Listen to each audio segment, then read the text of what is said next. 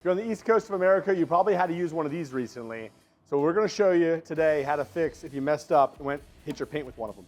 Stick along with us while we cover that. All right, first thing you need to do is assess how deep the scratch is. And a good way to do that, you take your fingernail and you run it over top of the scratch.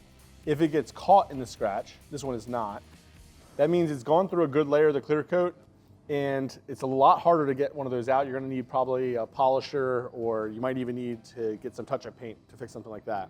If you can go right over top of the scratch, your fingernail doesn't get caught in it, that's pretty minor, like marring on the surface of clear coat, and it's really easy to fix.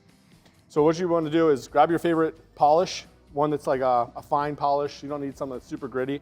Put it on a microfiber, and we're just going to go over with little circles here.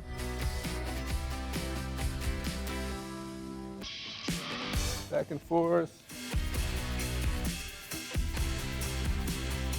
Right back over, you see most of it has already disappeared. I just need to go back a little bit more.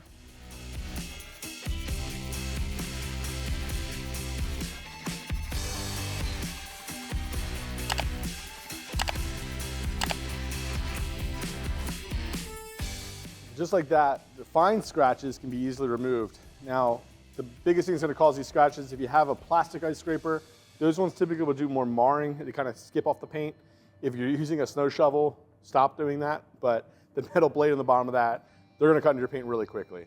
So ideally the safest way, keep your car in the snow. But if you can't do that, they make snow brooms that are kind of like foam or styrofoam on there. They can usually remove the snow a lot easier without having to scratch the paint. But if it's a minor one like that, quick step, wipe it over with your favorite polish. Shouldn't be too much of an issue for you. All right, so a nice short one for you guys today. Like and subscribe if you enjoyed the video, if you want to see more content like this. Thanks for joining us in this one. We'll see you in the next one.